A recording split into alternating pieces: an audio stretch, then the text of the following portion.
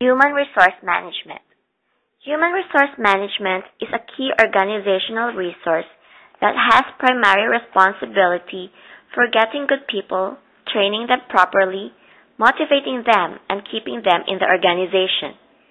Each individual in the organization must know his or her specific duties and must work hard together to achieve goals and reduce inefficiencies.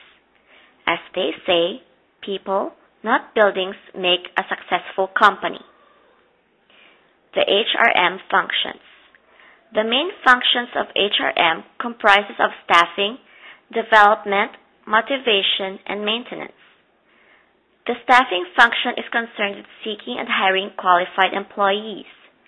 The components of the staffing function include strategic human resource planning, recruiting, and selection.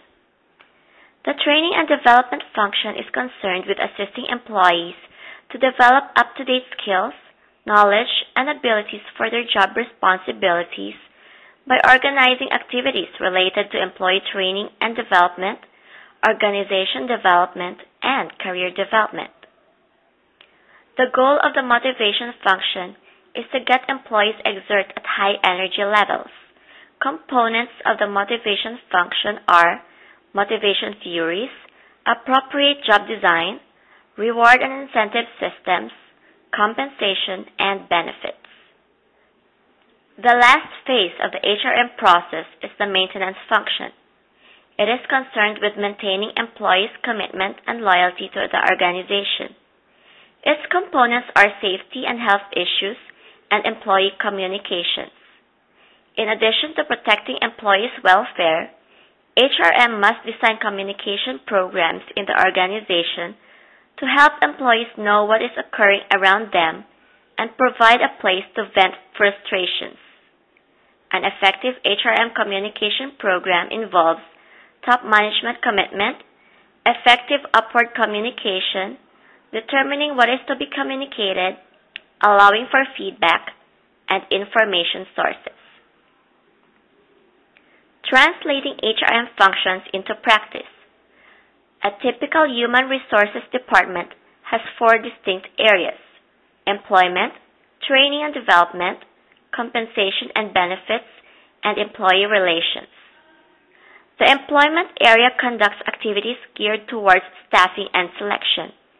It includes accurate advertising of the job vacancy, sorting resumes and applications, interview, and selection. The training and development section of an organization is often responsible for helping employees maximize their potential.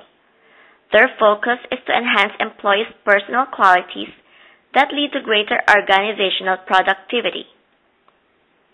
Compensation and benefits is concerned with paying employees and administering their benefits package. This isn't as simple as it seems. Investigations and analysis are performed to determine each job's relative worth. There are internal and external factors considered to finally set job rates. The employee relations area conducts activities concerned with effective communications among organizational members. External influences on HRM. The 4 HRM activities are highly affected by environmental influences, such as the dynamic environment of HRM, government legislation, labor unions, and management thought. The only thing that is constant in life is change. The popular forces affecting change the field are globalization, technology, workforce diversity, changing skill requirements, continuous improvement, work process engineering, decentralized work sites, teams, employee involvement, and ethics. Government legislation affects employment practices. Both public and private organizations must abide by guidelines established by laws. Employees' rights against discrimination and harassment and equal employment opportunity are among the issues protected by employment law. Labor unions exist to assist workers in dealing with the management of an organization. It is a third-party representative that acts on behalf of its members to secure wages, hours, and other terms and conditions of employment. Labor unions promote and foster grievance procedure, a specified process for resolving differences between workers and management. Management practices play a major role in promoting today's HRM operations. Majority of today's management practices come from some of the early and highly regarded management theorists. The four forerunners of HRM support are Frederick Taylor, Hugo Munsterberg, Mary Parker Follett, and Elton Mayo. Frederick Taylor is the father of scientific management. He developed the set of principles to enhance worker productivity. He advocated that workers needed appropriate job training and should be screened according to their ability to do the job. He is the forerunner of skill-based hiring. Hugo Munsterberg and his associates suggested improved methods of employment testing, training, performance evaluations, and job efficiency. Mary Parker Follett is a social philosopher who advocated people-oriented organizations. She is the forerunner of today's teamwork concept and group cohesiveness. Elton Mayo is known for his famous Hawthorne studies, which contributed to the biggest advancement in HRM. Hawthorne studies is a series of studies that provided new insights into group behavior. He found that informal work groups had a significant effect on worker performance. The studies resulted to employment benefit offerings, safe and healthy working conditions, and concern of every manager for human relations. Human resource planning. Human resource planning or employment planning is a process by which an organization ensures that it has the right number and kinds of people capable of effectively and efficiently completing tasks that directly support the company's mission and strategic goals. The steps in the employment planning process include mission formulating, establishing corporate goals and objectives, assessing current human resources, estimating supplies and demand for labor, and matching demand with current supplies of labor. The two outcomes of this process are recruitment and decruitment. Mission formulating.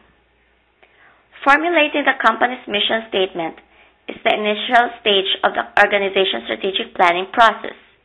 It is at this point where the organization's main emphasis is to determine what business it is in. By defining the organization's mission, enables the managers to identify the scope of its products or services. A mission statement is a brief statement of the reason why an organization is in business. Establishing corporate goals and objectives. During this phase, managers define objectives for the company for the next 5, 10, 15, or 20 years. Objectives are broad statements that establish targets the organizations will achieve.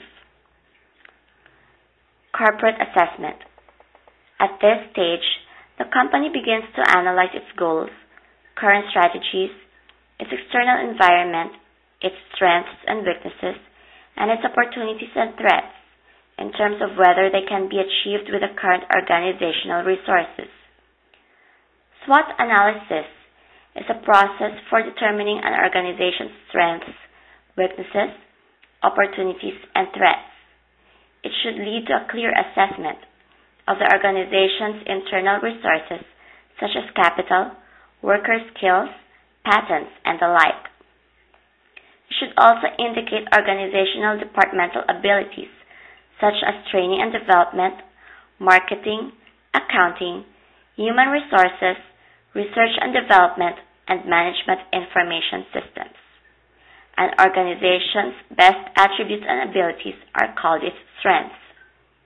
Any of those that represent unique skills or resources that can determine the organization's competitive edge is called its core competency.